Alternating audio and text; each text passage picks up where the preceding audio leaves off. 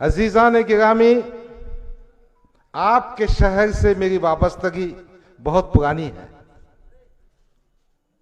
मेरी ननियाल, मेरी नानी, मेरे नाना, इनकी खबरें यहां मौजूद हैं। यहां के स्कूल में मैंने तालीम हासिल की है। मेरे कई दोस्त इस शहर में रहते हैं।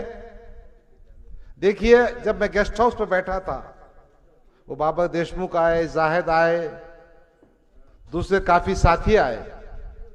तो एक बात मैं कहना चाहता हूं कि आपके इस बस्ती से मुझे एक मोहब्बत है। हमने इस जलसे में आने से पहले एक बुजुर्ग जो हमारे पास क़ियाम पजीर हैं, जियाउद्दीन रिफाई, उनकी मज़ार पर ज़ियारत की, चादर चढ़ाई।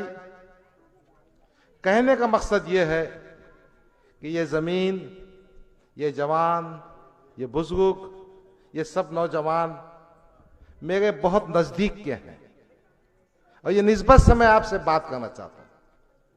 मुझे कोई भाषण करना मकसद नहीं, मैं आपसे गुफ्त शनीद करना चाहता हूं, मैं आपसे बातचीत करना चाहता हूं। अपनी बातचीत से शुरू से पहले मैं आपको दो चीजों पे आपकी तवज्जो ले जाना चाहता हूं। ये मुहर्रम हराम का महीना है।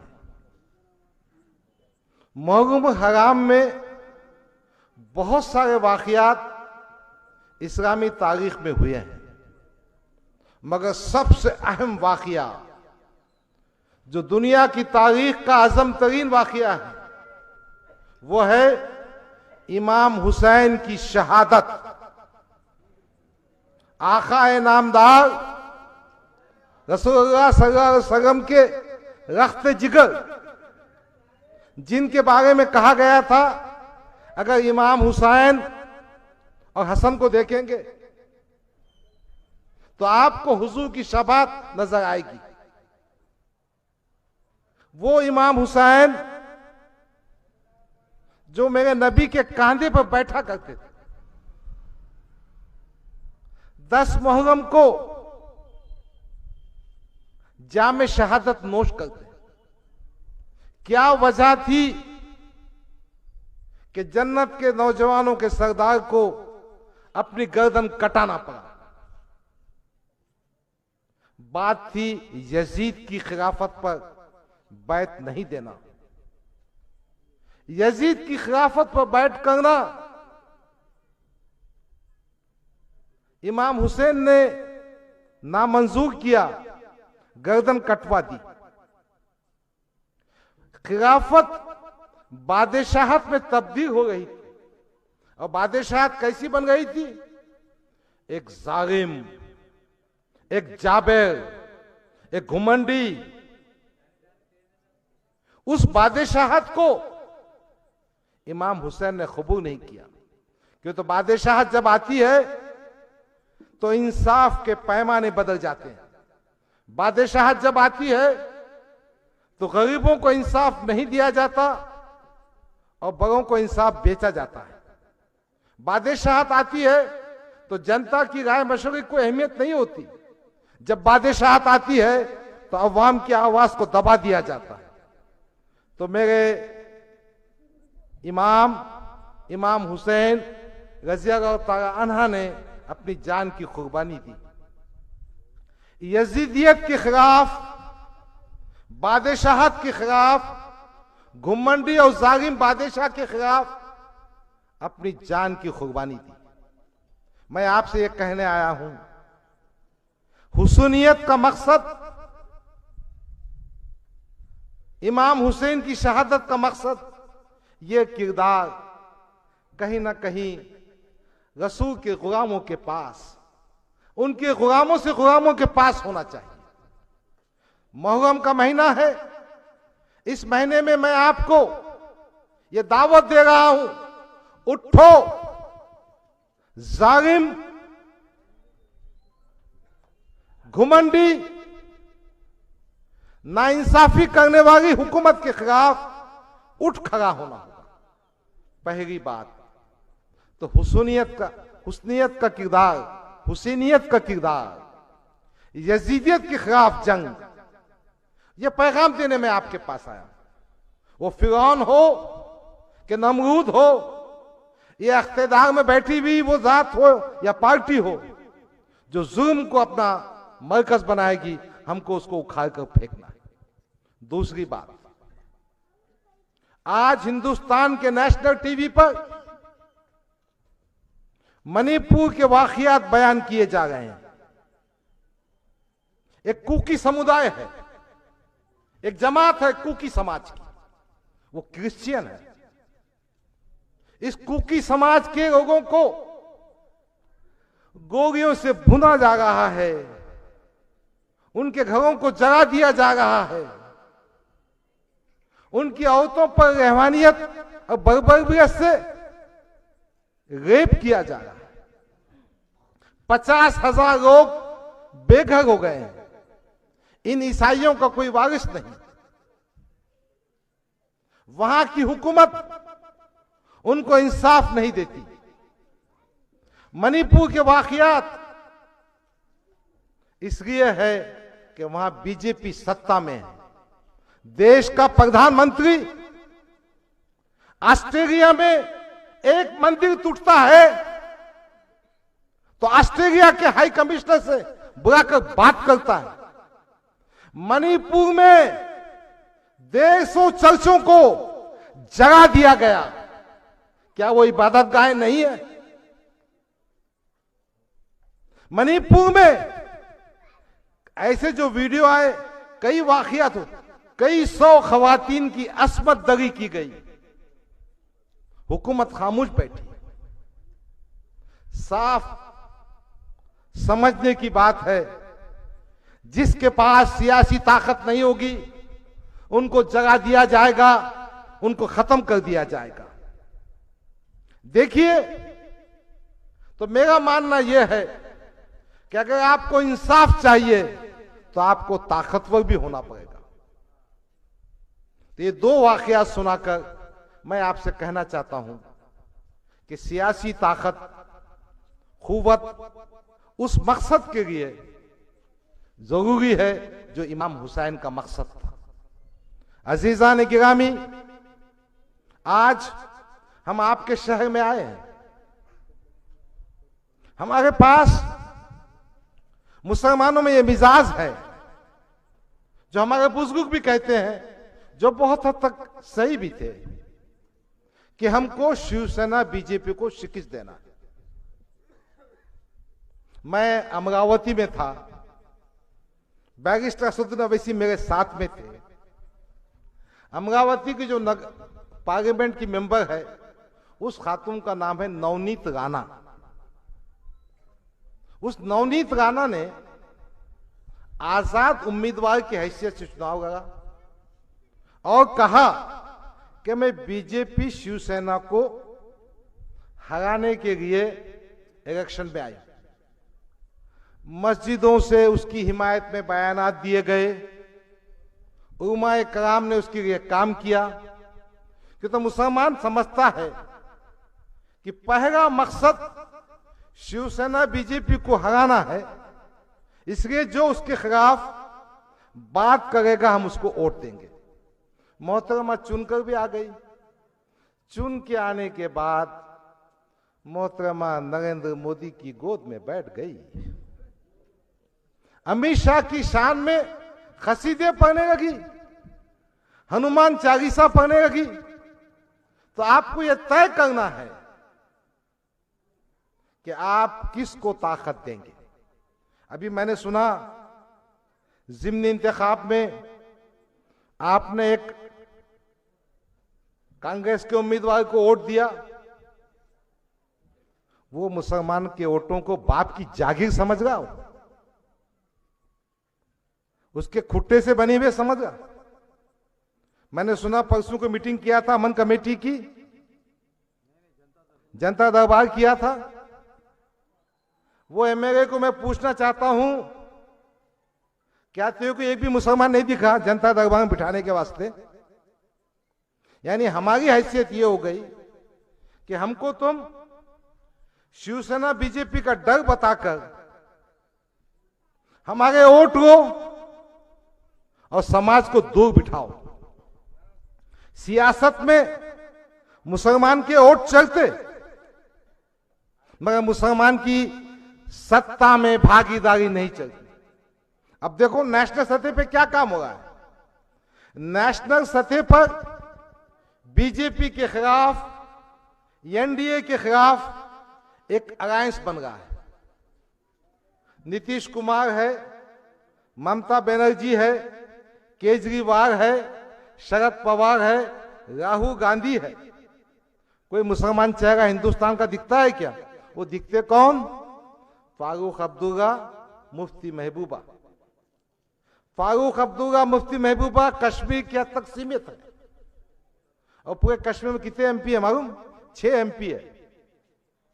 कश्मीर में 4, जम्मू में 1, लद्दाख में 1। फारूक अब्दुल्ला कभी हमारे मसाइल की बात करते? नहीं करते। अभी आसाम में बदरुद्दीन अजमल की पार्टी है, उनके तकरीबन 18 एमएलए, 2 एमपी है। केरल में मुस्लिम लीग है, 2 एमपी है, तकरीबन 20 के आसपास एमएलए है। मजलिस इत्तेहादुल मुस्लिमीन है, 2 एमपी है, तकरीबन 10 एमएलए है, कई कारपोरेटर्स है। असदुद्दीन अवैसी से क्यों पेट दुखता तुम्हारा? बुलाओ ना असदुद्दीन अवैसी को भी। जब तुम बीजेपी को हराना चाहते हो तो बदरुद्दीन अजमल को बुलाओ, असदुद्दीन अवैसी को बुलाओ। इनको सत्ता में बैठना है। आपने देखे महाराष्ट्र में क्या खेल चला। 2019 में अजीत दादा, देवेंद्र फडणवीस शाम में सुबह के 5 बजे गवर्नर के पास हल्फ ले गए थे। दोनों में निकाह हो गया था। अब आदमी आदमी के बीच में निकाह होता कि मैं बोल नहीं सकता, या मुझे समझ में नहीं आया उसमें से कौन नौशा था, कौन दुल्हन थी। यानी राष्ट्रवादी पार्टी ने बीजेपी शिवसेना के खिलाफ मुसलमानों से वोट मांगा, हमने वोट दिया। वो अजीत दादा देवेंद्र फडणवीस के पास जाके बैठ गया, फिर वहां से वापस आ गया। फिर पवार साहब ने गवर्नमेंट बनाई, शिवसेना, कांग्रेस, राष्ट्रवादी। और अपने भी लोग बहुत भोगे भागे हैं। किसने अस्सलाम वालेकुम बोल दिया कि हो गए खुश। उन्हें अस्सलाम वालेकुम बोल के तुम्हें गर्दन काटता। इफ्तार की पार्टी में टोपी पहन के आ गया, अपना खाना खा के जाता, हमारी बिरयानी खा के जाता, और मुसलमान बहुत खुश। भाई अल्हम्दुलिल्लाह बोल दिया उसने। अरे भाई ना हमको तेरे सलाम की जरूरत है, ना तो इफ्तार में आके खाना खा। जमहूरियत में डॉक्टर बाबा साहब की घटना में जो हमको हुकूक दिए उनकी बात कर।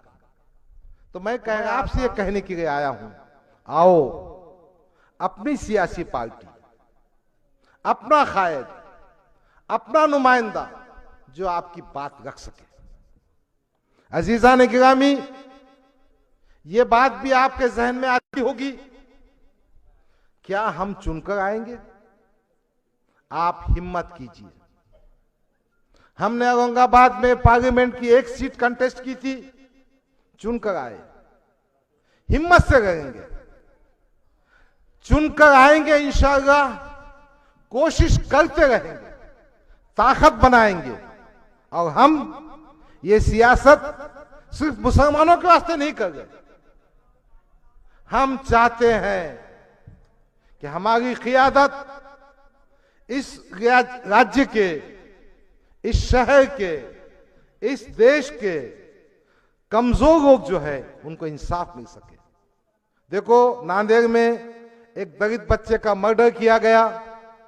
मेरा भाई फिरोज रागा, उनकी टीम वहां पहुंची। मैं जाकिर को देखता हूं, अभी तो कारपोरेटर नहीं बना, नगर सेवक भी नहीं है, नगर अध्यक्ष बनेगा इंशाअल्लाह आपका साथ रहा तो। मगर वो मुकाम मुथिया मुकाम वहां पहुंचा। क्या आप ऐसे कायदीन तैयार नहीं करना चाहते जो आपके लिए भागे, पुलिस से झगड़ा करें, आपका हक दिलाएं? अजीजान गिरामी, मेरे बच्चों, मेरे नौजवान साथियों, मैं आपके सामने एक बात पेश करना चाहता हूं। ये कांग्रेसियों ने, ये राष्ट्रवादी पार्टियों ने, ये सेक्युलर वोटों ने हमको क्या दिया?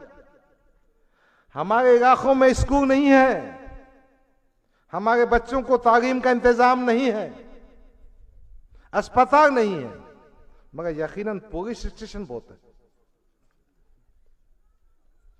देखिए, सच्चर कमेटी की रिपोर्ट में यह था कि मुसलमान तालीम में पीछे, नौकरियों में पीछे, इनके पास जमीन जायदाद नहीं, सब जगह इनका परसेंटेज कम, इनका सबसे ज्यादा परसेंटेज जेरों में।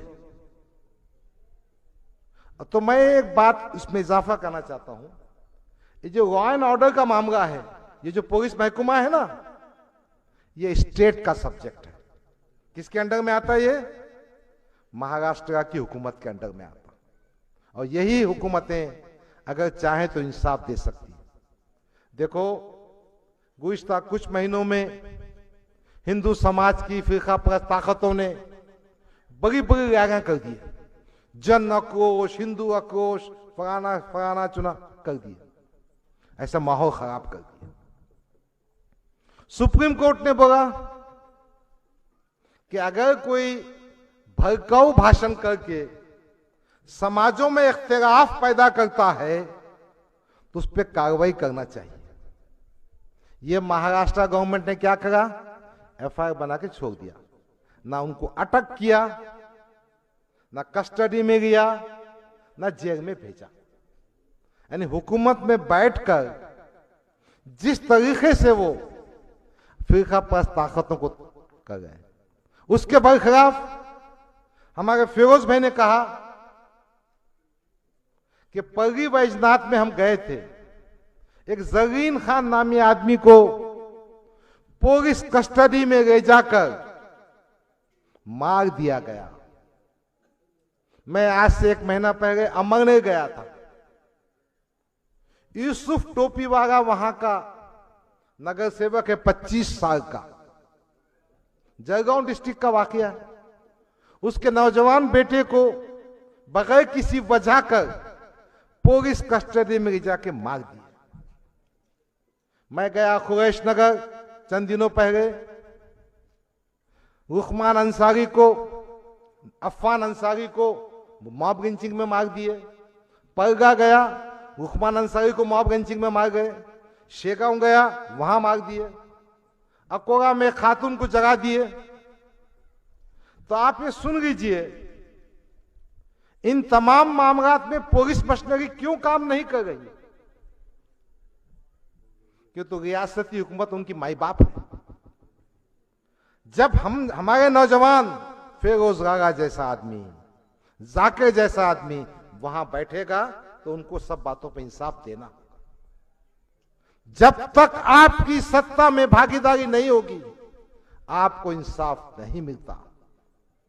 इसीलिए एक पैगाम देने में आपके बीच आया हूं। आओ हम सब मिलकर इस बात का अहद करें कि मजलिस इत्तेहाद मुस्लिमीन का जो मिशन है कि हम सबको ताकत देना चाहिए। मुझे देगलूर शहर में कोई चुनाव लड़ना नहीं है, ना सदुद्दीन अवीसी साहब को रहना, मगर हमारे बीच में क़ियादत को बनाना है। ये क़ियादत ऐसी बनाएंगे जो गरीबों के आंसुओं को पोंछेंगे, होने वाले इंसाफ नाइंसाफी को खत्म करेंगे, पुलिस के जुल्म से दूर हटेंगे और ताकत के साथ हम अपने भाइयों की, पिछड़े हुओं की मदद कर सकेंगे। इसीलिए मैं आपसे गुजारिश करता हूं, आओ इत्तेहाद के साथ अपनी पार्टी, अपने कायद बैरिस्टर सदुद्दीन साथ दीजिए। शुक्रिया, खुदा हाफिज, सलाम।